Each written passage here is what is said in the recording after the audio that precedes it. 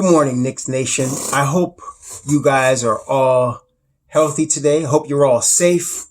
I hope you all got all your provisions, your necessities met today in this situation where not everybody does. Today is Tuesday, December 1st, 2020. It's the first day of Knicks training camp. The first day of Knicks training camp. And so I want to revisit something that we talked about a couple months ago, but now that it's upon us, I want to revisit it because I want to express what I feel my expectations are for the Knicks in this coming season and especially starting from day one in training camp. First of all, we're going to expect, I wanted to share something with you. I was looking at the top 10 defensive teams in the NBA. The top 10 defensive teams in the NBA. The top 10 defensive teams as far as the defensive rating, which includes points allowed, rebounds allowed, field goal percentage and all of that.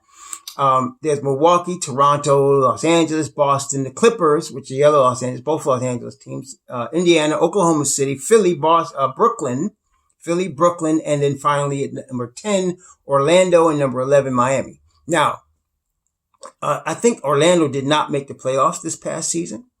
So out of the 11 teams, 10 of them were playoff teams. Okay. As far as points allowed, just straight, who allowed the fewest points.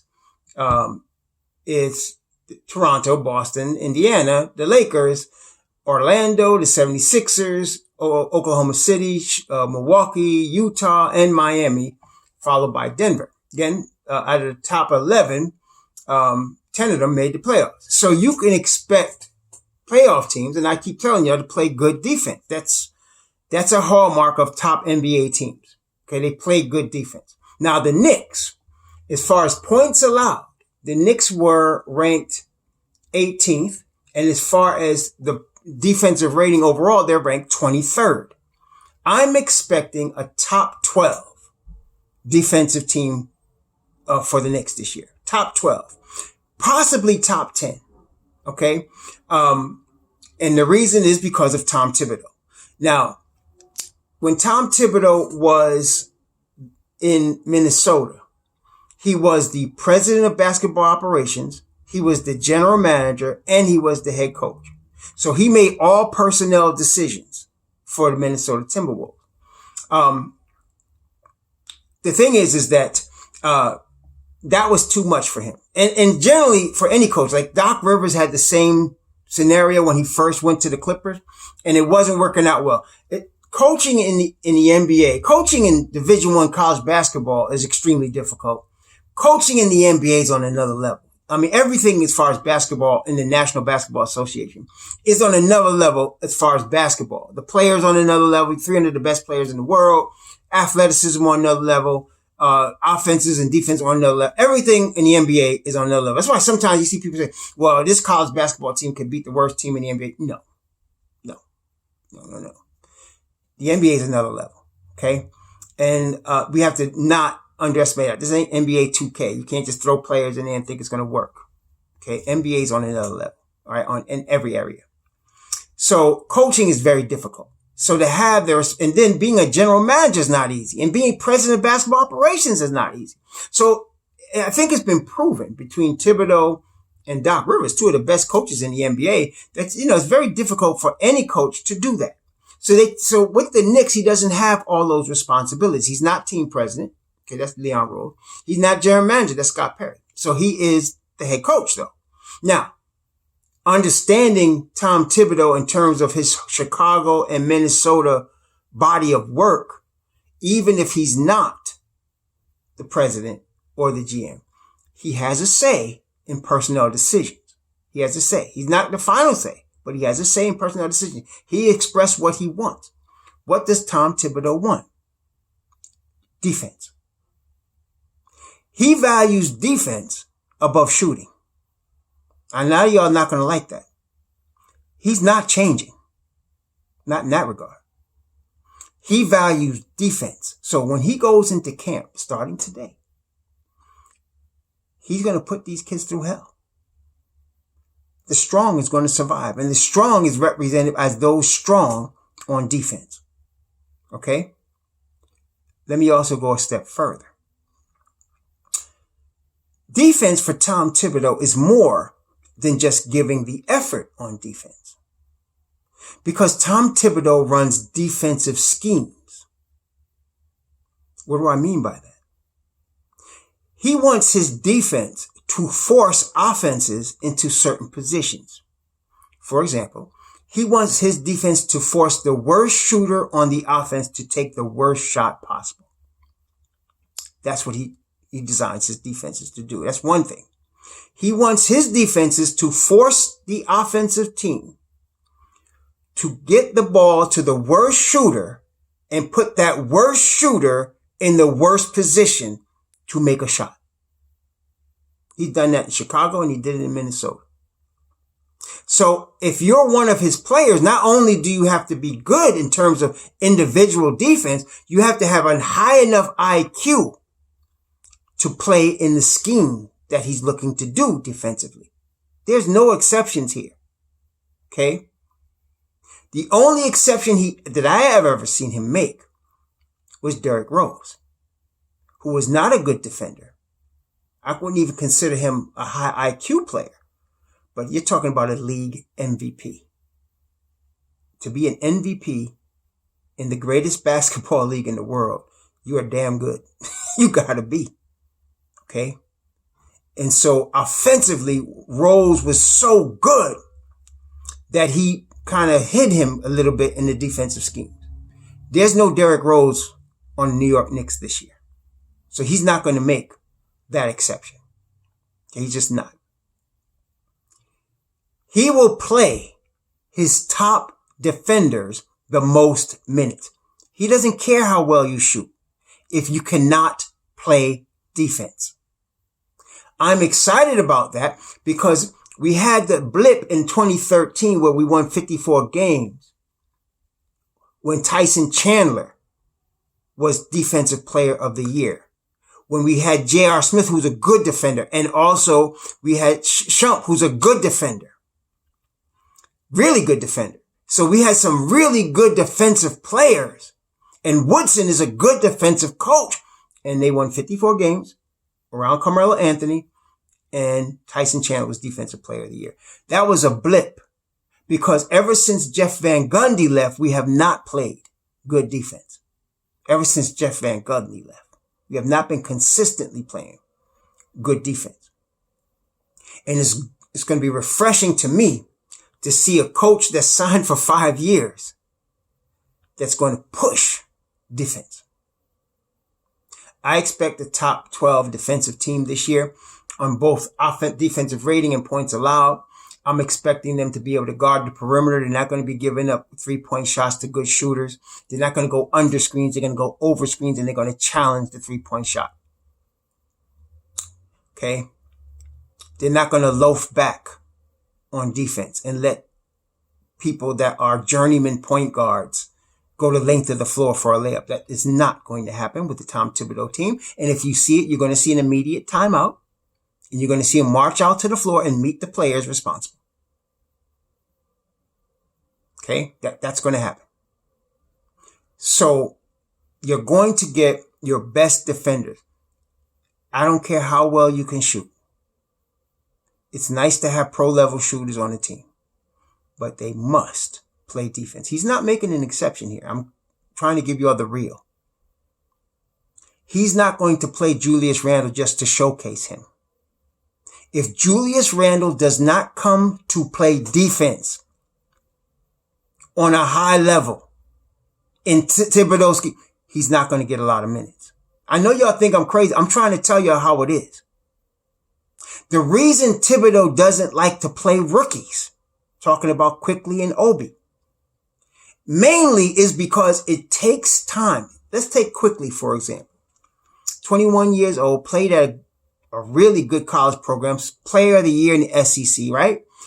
Great shooter. Not a good shooter, college level. Great shooter in the college level. Okay?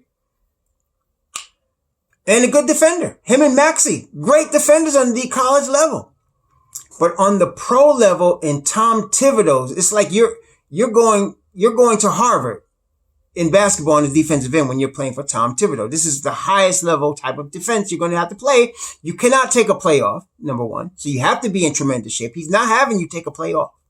Number two, you have to have the IQ to keep up on the defensive schemes on a pro level. It takes rookies a little bit to get that. Jimmy Butler, I think we can all agree, is a great defender. But his rookie year was 8.5 minutes a game. Why? Because it takes time. It's not like he hates rookies because he just doesn't want to play them. It takes time for the rookie to understand the speed of the defense, the speed of the game in the NBA. This ain't NBA 2K, y'all. It's not. This is real. And so you're playing against the 300 best players in the world, best athletes, highest IQ, best skill level, and you got to be on your game and defense of end on Tom Thibodeau's team. So it takes time, just like it takes time for a rookie to understand offensively the speed of the game to get their shot off and get it in. Okay. Most of the time, it takes time on the defense as well. So I expect a war in training camp, and your top defensive players are going to play. And I'm telling you, if it's Frank and Alfred, because they're the best defenders, they're going to play together. And if Dennis Smith Jr. can do 360 dunks but can't play defense, he will not play. Even though the word is Tom Thibodeau likes him, Tom Thibodeau likes defense better than anything. I know y'all gonna think I'm crazy, but watch. He's going to play the people that play the defense.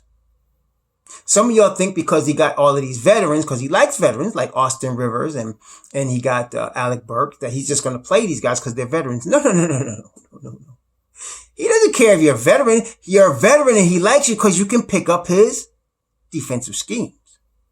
And you understand what he expects. That's why he likes veterans. Look at the veterans he played. Let's look at the Chicago Bulls from Tom Thibodeau's time there. Let's look at the Chicago Bulls.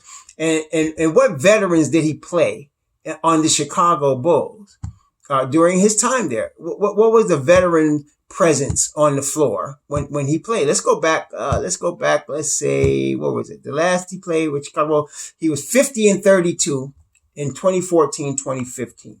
Okay. Now let's look at the minutes. How were the minutes distributed that year? Well, his top minute guy was Jimmy Butler. 38, 39 minutes a game. Paul Gasol, Joakim Noah, Derrick Rose, Mike Dunleavy, Taj Gibson, Kirk Heinrich, Aaron Brooks. What do these guys have in common, brethren? They play defense. Who didn't get a lot of time? Doug McDermott, Etuan Moore, Tony Snell. He got 19 minutes a game. He started 22 games, but you better come with some defense. Okay? Joakim Noah averaged 7 a game. Mike Dunleavy averaged 9 a game. Taj Gibson averaged 10 a game. Jimmy Butler averaged 20. That was their high score, 20 a game. There were no big time scores. Gasol averaged 18 and I averaged 19. But it's because they played defense and they understood his schemes. It wasn't the size of their contract. It wasn't how great shooters they were. And Jimmy Butler has never been considered, even to this day, a great shooter. How well do they play defense? How well do they keep up with his defensive schemes? How well are they in shape to run on both ends of the floor for every minute that they're in the game and never take a play off? That's who's going to play. And I don't care if it's Julius Randle, Obi Toppin, RJ Barrett. That's another thing I like. You can expect he's not giving you anything. He's not all of a sudden handing a starting spot to somebody. That's not going to happen. Just because they signed Elfrid Payton, some people just pencil him. He's going to start. If Elfrid Payton starts, it's because he's the best defender at the point guard. That's why. And I expect that he might be, him and Frank. Okay, I expect they're going to be battling.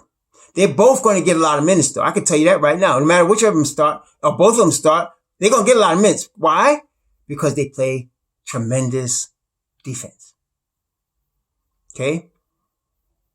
After that, just because they signed Alec Burke and y'all talking about his shooting, if Alec Burke doesn't play defense, he's not playing. Whoever doesn't come on a rugged, high IQ defensive level is not going to play. He's not going to throw Julius Randle in there because he's making $19 million this year. He's not. This is what we can expect. I'm expecting a top 12 defensive team from the Knicks. Maybe even top 10.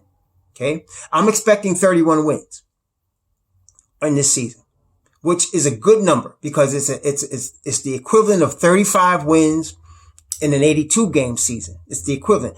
Vegas is talking 22 and a half. Forget Vegas. Because Vegas is underestimating what Thibodeau is going to bring on the defensive end. They're underestimating what our young people, namely Frank, RJ, Mitchell, are going to bring defensively under Tom Thibodeau. They're underestimating that. They're basing it almost on NBA 2K stuff. I'm concerned. My concern is with Dennis Smith Jr. Dennis Smith Jr. has the athletic ability to do whatever he wants on a basketball court. He really does. Okay. But he wants to show out 360 dunks. Fine. But he has got to come on the defensive end or he's not going to play, brethren.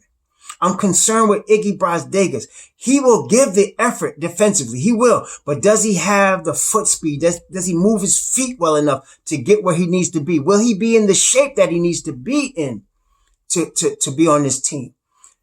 I would not be surprised if Michael Kidd-Gilchrist makes this team. The guy is one of the worst offensive players in the NBA. Really, he is. Statistically and any place else you will look at, he's one of the worst. But he's one of the best defenders, especially on this roster. So I wouldn't be surprised if Michael Kidd-Gilchrist makes the team and somebody else got to get cut. Omari Spellman's a good shooter from the 4 spot, stretch 4 type of shooter.